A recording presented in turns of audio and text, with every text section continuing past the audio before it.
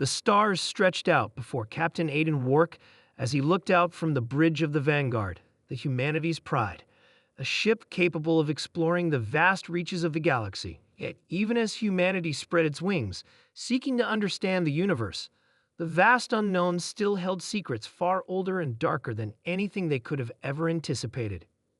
Wark had always believed that humans were destined to be great, to conquer the stars, and to leave their mark. However, nothing could have prepared him for what lay ahead. The mission had started as a routine survey of an ancient alien artifact that had been discovered on a barren planet in the Zaldaron Nebula. The coordinates had been buried in old data, recovered from an ancient, now dead alien race known as the Veskari. The Veskari were long gone, but their technology was still scattered across the galaxy, waiting to be uncovered. This particular artifact was marked as a possible research site, nothing more. "We're entering the orbit now, Captain." Lieutenant Thompson's voice broke the silence of the command deck. "Understood. Prepare for landing and keep your eyes peeled. I don't want any surprises," Wark ordered, his eyes narrowing as the planet's barren surface loomed before them. The Vanguard descended, the harsh winds of the planet whipping around them as the ship made its approach. As they touched down, the crew disembarked, their boots crunching in the dust as they approached the site. The artifact was a massive structure, half buried beneath centuries of sand and rock. The design was unlike anything humanity had ever seen. A series of intertwining metallic plates, shimmering with an unnatural glow. It exuded an eerie, almost organic aura. "Is it active?" Wark asked, scanning the structure with his helmet's visor. "No signs of power, Captain," Thompson replied, his voice tinged with unease. "Looks dormant." Wark motioned for his team to begin their investigation. They used their tools to pry open the ancient rusted doors, revealing a long, dimly lit hallway leading into the depths of the structure. The air was stale, and the walls hummed with a strange, low-frequency vibration. It wasn't the hum of active machinery, but something else, something primal, ancient. The deeper they went, the more oppressive the atmosphere became. It felt as if the very walls were watching them. They'd finally reached a central chamber, where a massive pedestal stood in the center. Upon it was a strange crystalline object, pulsing faintly with energy. It was unlike any technology they had encountered, an artifact both beautiful and terrifying. "Captain, look at this," Lieutenant Reyes, the ship's engineer, said, pointing to a set of markings on the pedestal. "These symbols, I think they're in a language we've never seen." Wark approached, his fingers brushing against the surface of the pedestal. The moment he touched it, the artifact flared to life. A blinding light engulfed the room as the machine around them began to hum and shift.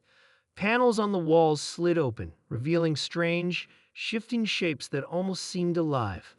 The artifact on the pedestal began to levitate, glowing brighter and brighter. "Get back!" Wark shouted, pulling his crew away. But it was too late. The chamber shook violently as the ground beneath them split open, revealing a vast underground complex. Rising from the depths, a colossal structure began to emerge, an enormous, ancient weapon. It was a weapon unlike any that had been conceived by human minds or even alien hands. Its purpose was clear in an instant. It was built for destruction, with a core of dark, powerful energy. It had been dormant for eons, but now it was waking. "What the hell is that?" Thompson gasped, his voice filled with awe and terror. Wark's mind raced as the weapon activated, its systems coming to life. It was ancient, yet disturbingly advanced. The structure seemed to be alive, with tendrils of energy reaching out as if seeking to connect with something. The air hummed with a power so strong that even the crew could feel it vibrating in their bones. "This isn't just a weapon, it's a doomsday device," Wark muttered under his breath. Reyes stepped forward, her eyes scanning the readings on her handheld device. "Captain, this isn't just some ancient alien weapon. This thing has the power to wipe out entire fleets. It's designed to target and obliterate entire civilizations." Wark's heart pounded. They had stumbled upon something that no one, human or alien, should have ever found, a relic of a time long past, when civilizations had risen and fallen on the whims of weapons like this. He had no doubt that the Veskari had built it, but why? Had they intended to use it, or had they sealed it away for some greater purpose? Activate the emergency beacon, Orc ordered. We need to get the hell out of here. But as Rees moved to follow his orders, the weapon suddenly flared again, a beam of dark energy shooting skyward into the atmosphere. The very air around them crackled as if the weapon were calling to something or someone. This isn't good, Reyes whispered, her voice trembling. It's trying to communicate. Wark's mind raced. The Veskari had been known for their arrogance and hubris, but they had never built anything like this. It was far beyond their understanding, and if this weapon was indeed attempting to send a signal, it meant something far more terrifying. What if this weapon is not for destruction? Wark muttered, his voice grim. What if it's waiting for the right moment? What if it's calling home? As the beam of energy pierced the heavens, something stirred in the deep recesses of space. A shadow, vast and hungry, began to move towards them. The weapon wasn't just a relic, it was a beacon. Humanity had just accidentally uncovered an ancient superweapon, and now it was calling for reinforcements. The story explores the theme of humanity's unintended rise to power as they unknowingly awaken a force that could either save or doom them.